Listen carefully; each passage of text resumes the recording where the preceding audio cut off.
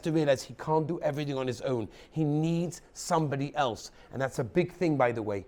We'll talk about it, maybe we'll talk about vulnerability, which is something very, very big in marriage, to be vulnerable. It's very hard for men to be vulnerable, but it's a very, very important idea and trait in a marriage to make it work. A person has to realize he can't do things on his own. He needs the help of somebody else, and the Ribbono Shel Olam specifically said that it's not good for a man to be alone. You need Esol Ezer Kenegdo. You need somebody to help you. You need somebody to be with you. And that's what the Pasuk is telling us. It's not good for man to be alone. In 1989, it was published a book. We spoke about it a lot last year.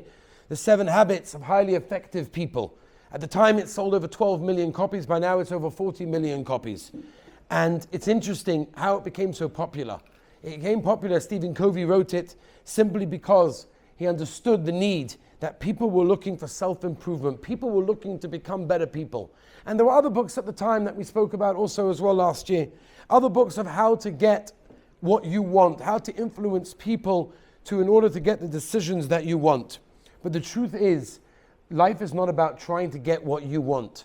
That's not real life. That's not the ability to be able to do something successfully. The ability to do something successfully is very simple. When a person works on himself, when a person works from within and becomes the right person and he's changed himself, and it's difficult, it's not easy for a person to change himself, then automatically he becomes an amazing candidate for marriage in that case. The Oren, we are told by the Torah, clearly had 3 layers. The outer layer of the Oren was gold, then the middle layer was wood, and the layer in that was gold. And the question the Mefarshim ask is, if on the inside was gold and the outside was gold, nobody even sees the wood. So what was the purpose of having wood?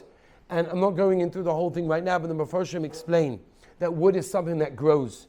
It can grow if it's given the ability to grow, if it's given the right environment, if it's given the right atmosphere around it, everything is right, it can grow. But on the other hand, wood can also decay. It can also go moldy, it can also go bad. Gold is something solid. The outer layer of gold of the Oren represents our guf, our body. The inner layer of gold is our pure neshama that can never be touched. Whatever we do, it always remains pure gold. It always remains pure. The wood is our emotions. The wood is our thought process. The wood is what goes on inside our body. We have a choice. Either we can nurture it, either we can work it in the right way with the right environment, with the right tools, and make it grow into a beautiful tree, or we can just neglect it and cause it to decay. And if that happens, that is the Oren, and that represents, al pi Kabbalah, the guf of a human being, and therefore we have to realize that this is something very, very important. Real character change and development can only happen with relationship and challenge with friction. And this is something that people don't realize. People often ask, why am I going through this challenge? I've heard this so many times, whether it's for married people or just regular situations. Why am I going through this challenge? Why is the Ribbono Shel Olam doing this to me? And it's obvious, as I told you from the Mesilas Yesharim, Kol Inyani Olam Nisonos Hen Adam. Everything's in a sign. Lashon Nisoyon, the Ramban by Avraham Avinu, is Lashon of a person can rise up, because every challenge is an opportunity.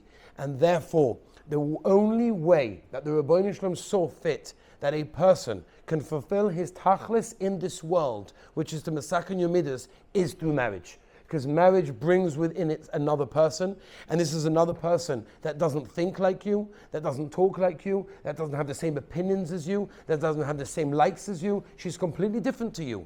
And you have to learn to live with that, and you have to learn to work with that. That is the greatest way that a person can ever grow. And as I said, that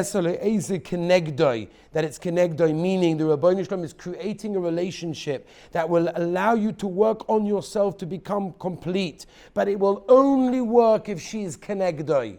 It will only work if she's opposite you, if she's not the same as you. If every person will just marry a mirror image of himself, then he would never work on himself. He would never become a better person. He would never change in any way. But the moment you marry a woman that is completely different, and by definition, every woman is completely different, even if she grew up in the same community as you. Kol shekain, if she grew up in a different community, in a different country, in a different language, whatever it may be, then it changes everything. And that, says the Ribbono Shel Olam, is what I want from every person. Because when she is kenegdoi, when she is opposite you, that's the ezer, that's the help. That's the way a person can work on himself.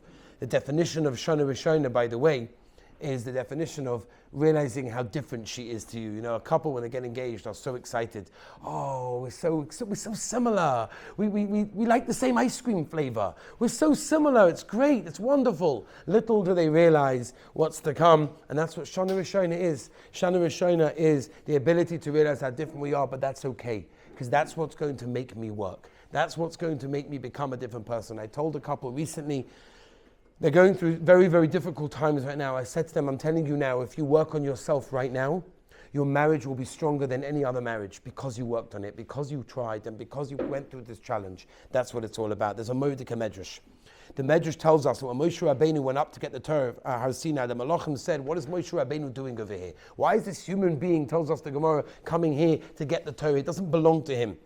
And the Rebbeinu Shalom told the Malachim he's coming to get the Torah, to go down and bring it to Klal Yisrael. What was Moshe Rabbeinu's answer to the Malachim?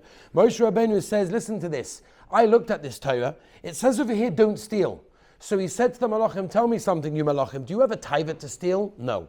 It says over here, kabed es avicha v'semecha, right? To mechabed your parents. Tell me something, Malachim. Do you have a taiva not to mechabed your parents? No. And he went through one by one, jealousy, everything else. And he said, you guys, it's not negated to you. The Torah here is not for you. And the question obviously is, it's a wonderful answer, and because of that Moshe Rabbeinu got the Torah. But what was Moshe Rabbeinu saying? What was in essence Moshe Rabbeinu's conversation with the Malachim? You know what it was? It was very simple. The Torah was not given to Malachim. It was not given for people that didn't have the Yetzer Hara. It was given to human beings. Because human beings have a Yetzer Hara, human beings have challenges, human beings have hardships. And that's who the Torah was given to be able to overcome those hardships, to be able to overcome those challenges. And that is exactly the relationship that the Rebbeinu Shalom is telling us to be.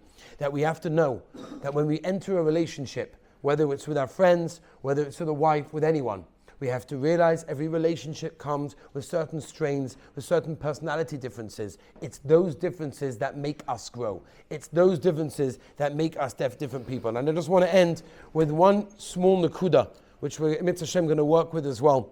And that is something that also we have to understand in every relationship, and especially when it comes to a marriage, is understand where someone else is coming from. Understand somebody else's perspective. You know, so often people complain, I don't know where she's coming from, I don't know where he's coming from, he comes azoy, she comes azoy. It's incredible when you hear these things, but it's so important to understand where someone else is coming from, and this is something that you can work on now. I want to give you a little bit of an exercise that you can work on now until next week when we discuss a little bit of a different topic.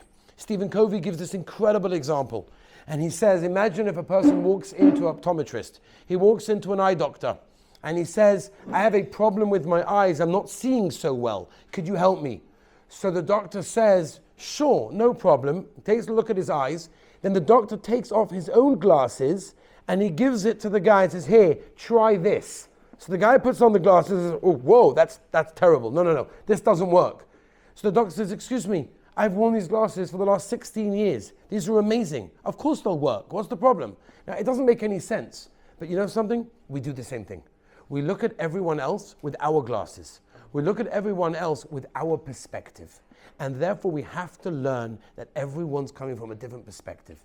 And once we learn this incredible idea, that everyone's coming from a different perspective, then we will realize that the greatest need of a human being is to be understood. That is the greatest need of a human being, to be understood.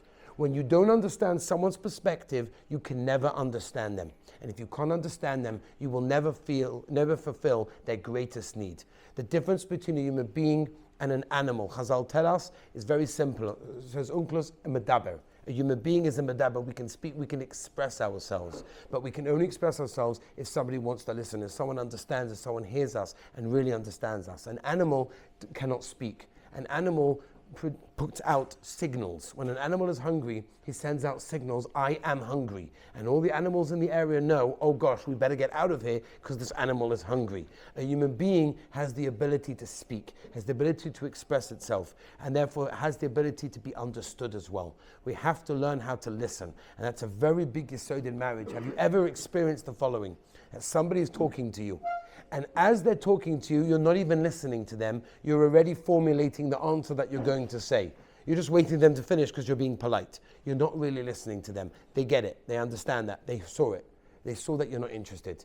It's something that we have to work on, to learn to look at someone else's perspective and learn to understand where somebody else is coming from. It's a great, great tool when it comes to all relationships and when it comes to marriage in general. In Mitzvah Hashem, next week, we'll continue with the next topic.